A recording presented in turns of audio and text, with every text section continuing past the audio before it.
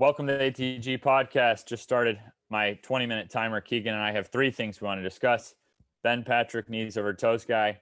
Keegan Smith at the ATG Mentor on Instagram, the ATG Mentor on YouTube. He has some incredible in-depth videos on both channels. Keegan's been my mentor. He was the first guy I ever saw doing knees over toes training, and that changed my life from that point. So let's start out of the three things we're going to try to cover today. What is the number one deviation from nature that's resulting in lower back pain? The biggest thing that we were talking about is the hip flexor is being so tight. The further we deviate from what we've evolved to do, the more risk we have. And from a very early age, babies are sitting for a long time, and then we go to school and we sit for a long time. We drive for like it's the default position is to be in this crunched up position. So then when we do go and stand up, the muscles aren't in the balance that they are meant to be in, and that's causing a massive deviation from the historical norm. So I think that's the best place to start is to work on restoring the natural balances, and then maybe we need to come up with other things after that. But that should be our default logic, I think, for solving almost any problem. Yeah, exactly. We'd start with the most obvious. We're going on the principle that the body was designed to work well. So if it's not working well, let's start with the number one deviation. So we know the hip flexors are really shortened. Now, when we're young, we're sprinting and stuff. So I think if we took a ratio of how much people sit versus how little they sprint, you'd be setting yourself up for failure. Now, with athletes in team sports, to the degree that you kick, throw, swing, jump more with one side than the other, it's almost like you're keeping one side more open and letting the other side stiffen up. So we have not only the sitting, but even if you are sprinting, if you're playing a team sport, you're probably now getting out of whack between sides. So a back injury is very often because of an imbalance between sides. So you go to do something now, I see it in basketball a lot, where someone now has to do a move or jump or crossover or something where they're now going off their non-dominant side, and now that side is stiff and weak. So right off the bat, if we look at the zero program, all that time in those ass to grass split squats, when you do a regular split squat or lunge, your back leg is very vertical. So that would mean there's a tiny little bit of stretch. But if we look at an ATG split squat, we're actually talking about a maximum hip flexor stretch, but the back knee's not touching the ground. So we're loading that position. So maybe you can give us a little history on this split squat exercise. I know I had never walked into a gym and seen someone doing it.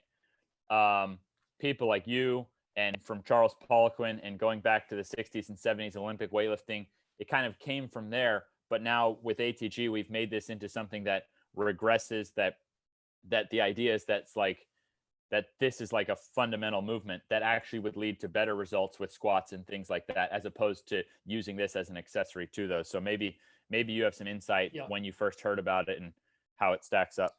Yeah, I think a lot of people, refer to it as the lunge and just kind of dismiss it as something for the glutes and don't put the knee over the toe. And then the Poliquin variation, using the cable and using it as a real progression, like it was a prerequisite in the Poliquin system to be able to earn the right to do full squats. And I think that was a really good, way to develop people. But I don't think that got punched in, like he had this brilliant idea, but it didn't get like punched in, and that shit is so, that split squat saved my knees because they were so imbalanced between sides.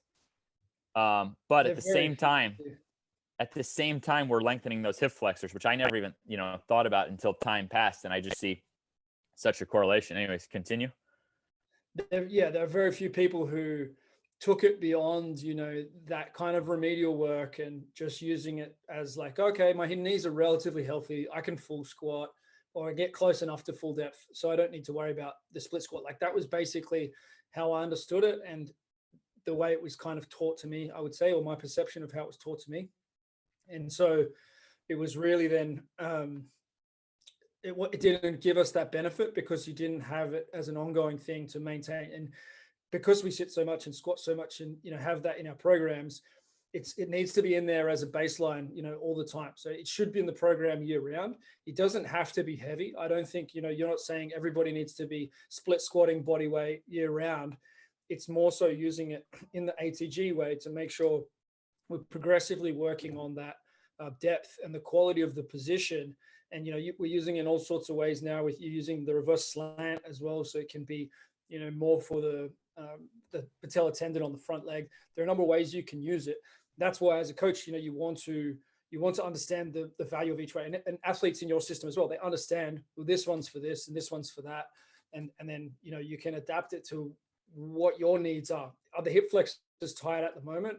Or is it really that there's an imbalance in the strength between the left leg and the right leg? Can you see muscle imbalances there? In which case you would focus more on load and volume, as opposed to just using it for the gains in the position. Yeah, and you made me realize an interesting point, which is when you're trying to lengthen an area, like we're not just trying to give it a stretch one time to alleviate existing back pain, even though a lot of people will do it one time and it will alleviate existing back pain. What we're trying to get to is a fundamental lengthening of those hip flexors, that cold, tight, warm, this, in that just your natural hip flexor length 24/7 is much better than it was before. And that doesn't occur from doing it like here and then not doing it for 3 months and then do it. Like if you want to have an area lengthened, it has to be given that time to develop, just like any other, just like any other quality you want to be really good at. So that ATG split squat alone, I feel like sets a foundation. Now, also, it would be very natural in life to bend down and pick things up.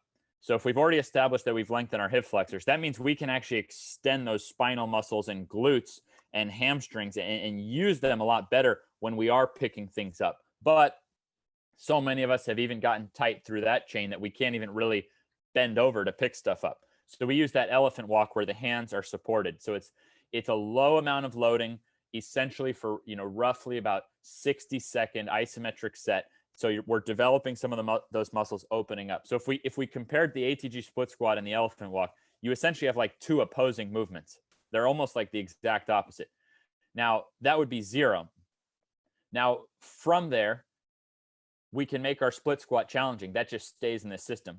But when it comes to that position, if we go to advanced 0, the simplest way is going to be actually just throwing in a back extension machine. They're in almost every gym. They require the lowest learning curve. Because of the angle, you are loaded at the bottom and you're loaded at the top. Now, we would say that the goal would be 25 reps on 2 legs. Then don't add weight. Now switch to single leg. Just by getting to 25 reps in a row, no swinging, pausing, holding the bottom position, extending until your glute is locked. And to me, that's the form: is keep your back strong, go as deep as you can with a strong back, come up and squeeze your glute fully. I don't care what else happens within that. Someone can curl at the bottom, someone can extend at the top. I don't care. If there's no momentum and they're squeezing the glute at the top and they're not shorting it at the bottom, they're going to get insane results. But the odds, from coaching people, the imbalances between sides are so significant, and particularly in relation to how much we've done team sports. So that's why I would say to build back up to where you can do 25 consecutive perfect form and control, which is much tougher than it sounds, single leg. Yep. That would be advanced 0. Then in loaded 0, now we can go to 4 sets of 10 and actually start adding weight, dumbbell or bar on back. So, we wanted to get that right out of the way because it's such a massive topic with the low back pain. And I feel like people are missing that the number one deviation is just how shortened those hip flexors are getting. Once we unlock those hip flexors, now we can start actually rebalancing sides on our ability, to extend our back. So got that out of the way. It's simple. Now we were just talking about 0, advanced 0, loaded 0. So we wanted to cover loaded 0. This is essentially what you and I were doing in person almost 2 years ago, that I think you and I both made the best for a couple month period, like the best gains of our life. So we are talking about an off-season program because the 0 flow is quite a few steps. Now, if you want to add load and equipment to that, it's not going to take 20 or 30 minutes. It's going to take 40 to 60 minutes. I did a session yesterday and I tend to rest very little, and it took me about 40 minutes. Describe the gains, kind of explain what the hell loaded 0 is. Yeah. So the basic principle is, starting from the ground up and working your way into feeling super smooth within the session. Like it's easy as you get older and you've been in the gym for longer. If you've had a bunch of accidents and you've trained poorly in the past, which I definitely can put my hand up and say I have, when you go through that sequence, then you just feel really good when you get to the stuff like the hack squats. Like there's no way, like most people can't get into those positions, right? But if you've done all that work, by the time you get to those positions that are more challenging, everything's nice and warm, and you're going to find that you can use more weight than you would have otherwise used, and the flow is just really smooth to maximize gains. And you're not using a ton of weight, but you are going to get a lot of work done within the session because it's sequential like that. So yeah, Yeah. what did you feel yesterday? I mean, it's freaking beautiful. You're going from tibialis to straight leg calf to bent knee calf to now reverse step up to now ATG split squat to now putting it together and actually doing a squat. Like it just makes so much sense. And again, it's where it's nothing against existing systems. My luckiest thing is that I was the most broken, fragile guy that I knew. That's why that's why I did so many ATG split squats, because I couldn't even squat and stuff like that. And that led to now wonders for the lower back. It was so with this flow, it's like, that's why I've done the zero program more than anything else, because I just love that flow. And it was just you and I talking and this and that it's like, well, I want to now add in the tibialis bar. I want to add the slant board to my straight leg calf raises with the slant board. I love those. I mean, you're literally going to a full gastroc stretch and then strengthening out of that position. Adding weights to the reverse step ups, adding weights to the split squats. That's the stuff that changed my jumping. So this is something that you and I on and off, for a while now have kind of flirted with. And we just have to accept that, yeah, to do all this and then still finish down with lengthening the quads and Nordic type stuff. Yeah, it's going to take 40 to 60 minutes. And usually I like to train 20 to 30 minutes because the ATG system was really born when I was in college, playing the most minutes on my team, being the slowest guy in the court while trying to fix my knee pain and get more athletic at the same time. And then actually succeeding in doing that. And it was built on 3 20 to 30 minute leg sessions a week.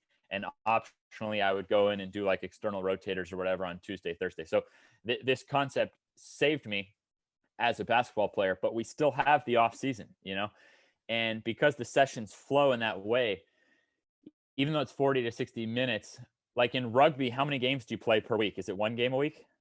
1 game a week, yeah. To put a rugby team through loaded zero. See, this would be like perfect for rugby, where you really like strength is a premium. But now we're just talking about 2 lower body sessions from the ground up, and then 2 upper body sessions, which actually go from the hips to then spine and shoulders and elbows. So, and even finishing with optional, the program finishes with optional wrist or neck work. So it's kind of like we in 2 sessions we go from the ankle all the way up to the wrist and the neck, and then we have just 2 different versions of each session. So maybe with the rugby, maybe you would go like, maybe you just do 2 of those big sessions a week rather than 2 of each, So maybe you do 1 of the lower and 1 of the upper, and you could do that in season and still take a few days off before game day. I mean, how would you do it? Yeah, and players love that kind of work. I don't think any teams are really training like that, so it would be quite a big shift. But players, there's a healing component to it because the higher reps and the blood flow, I think the players would, recover really well from it and enjoy that. And it would fill in a lot of gaps that are kind of there from, it's that restorative component to it that you just feel different after ATG sessions. And, I hear that back from a lot of athletes. Like, I don't feel like I'm working as hard. Like I'm not as drained as I usually would be. I know I've worked hard, but I'm not as drained. And then the recovery is just much faster because of I think it's just because it's in the natural balance with the body, and you're not having to use as much weight on the bar and actual loading and those sorts of things. It's more using the leverages and the length component. I think also you restore those natural balances, you open things up, you get blood flow back to areas that have kind of got little niggles within them. So I think it would work very well for that population. And I did something along these lines, the first session after a game, like I would train the hardest leg session would be the day after the game or 2 days after the game to give the longest break until the next really, Yeah. key performance. So I would work the legs hard then, the hamstrings hard. Yes, there'd be a little bit fatigued from the game, but then we go in best to the next game. So that And would with the be how ground up flow, guys will be setting PRs, within a couple we days would of have the jumped. game. We would have been faster and jumped a lot higher. Yeah. I don't know if I'm ever going to have that chance again, but there are a lot of other coaches who are taking this Well, to those. we've got video of you jumping pretty high this past week. So that was the That was third thing we wanted to cover was the subject of jumping. And I always forget, how old are you? 38. 38. I mean, it's a pretty good indicator. Number one, if you're wanting to jump, and number two, if you're jumping probably the highest of your life at 38. So Yeah, I've never done that before. yeah. So how often are you going to jump? I'm going to be jumping once every 3, just based on scheduling. I've worked it out with my wife, and she's basically the boss, and so every third week I'm going to go do a dunk session, and I'll definitely document exact warm-up processes and stuff. And we have 4 minutes left. We're going to kind of break down just kind of the best advice on that. What's your plan with it? It's just sporadic, random, or are you going to do it, I'm definitely more impulsive than you, Ben, Yeah. and I Yeah. don't think most people listening in would put themselves in my basket. Like you're pretty organized, regimented guy, and that's testimony to the success that you've had. But I think I think once a month is probably really good for me. Like I don't really mind that much. I just want to be able to chase my kids. I ran with a pony. We went for a pony ride, and I ran with the pony, like spontaneously, sprinting along with this pony with my kids. And there was a lot of times over the recent 10 years where I would have like wanted to warm up or hand the pony to grandma to run with the kids, or like I wouldn't have wanted to do that. So I just want that quality of life stuff. It's a good ego boost. It's a good bit of fun. I'd love to have a two-hand, standing two-hand jump and hang. I didn't quite get the hang of just the VMO jump, but I love that VMO jump that you do from the the deep position. So I'd love to get a hang off that one. Maybe one day a dunk, but like it's just for fun for me, really. And I know my strength on that hack squat is still not, anywhere near where it needs to be, but it's improved a lot just focusing on it the last couple of months. Like it really feels really good now. So I think that's the biggest tip that I would give to someone who wants to, improve those jumps. Or that would be the thing that's changed the most for me, because I wouldn't back squat as much as I've squatted at other times, but my knees don't feel like I'm 80 years old. And I'm getting some pretty good speed out of the bottom on those hack squats and VMO squats. Yep. And your sport is being a bulletproof dad, and like with that foundation that you're doing, even if you were pursuing cleans or squats or deadlifts or whatever, it's still the same thing. You could still be pursuing those better. And that's why we've talked about a number of podcasts that tons of powerlifters now are plateau busting their power lifts. And for me, it's similar to yours, except I have this very specific goal of being able to dunk when my kid can dunk, and he's 11 months old. So he's not going to have the genetics to dunk. So first off, the training's going to have to be so good that it can develop a kid's body. He will be able to dunk. I think he'll be dunking. If I think about, like, I was kind of a late bloomer. So I was like, at 14 years old, I was like 5'4", and then I was like 5'9" at 15 years old. And then like finally like about my present height at 16. So I mean, maybe that's kind of normal for a lot of people. So I would guess he'll be able to dunk when he's 16. And so that means I'll be, 46 having to be able to dunk. But like, that's my dream, is going to the court, playing one-on-one with him. Like I've always done. I believe in like these 5-second one-on-one battles where you get the ball and you have to work a certain move, and the defender knows what move you're doing. So you say, okay, I'm doing a jab series. So they know you're doing a jab series. You get 5 seconds and you have to, I would love to be able to go work on basketball skill with him, and then after do a dunk session at 46. Like, that's what I'm training for. So I think every few weeks is enough to just stay in tune, with that process. And there also is a little part of me that wants to see how much higher I can jump. So I'm using loaded zero now because I want to jump even higher. So I can't wait, and I'm just going to go, and I'm just going to try to jump as high as I possibly can. I'm not worrying about trick dunks. I am worrying about jump balance. Like I want to get all four plants where I feel like in a game, right leg, left, any plant, like I can just like get my head near the rim. So that's my intention every 3 weeks when I go out. Uh, anyways, that'll be fun. I'll definitely grab the footage of it. Keep grabbing the footage on the times you mess around. I want to also see when you do the squat jump. I'll definitely make sure I finish out my sessions with the squat jump. It'll either be next week or the week after, and then it'll be every 3 weeks. So That's my that favorite dunk. I haven't seen people do that. That's the there's definitely I haven't seen someone doing all four plants and squat dunks, just in terms of balanced, athleticism. But I want to take them like I don't just want the balance now, I want the juice. You know what I mean? And zero gets the balance, zero loaded, I feel like that's how, if a gun is to my head, how do I keep getting in that bulletproofing direction, but add in even more juice to get really towards like, world class type explosion. So that's what I'm doing. We'll check in next week. We're over 20 minutes, but we did a good job here. Any last words? fun is in the journey.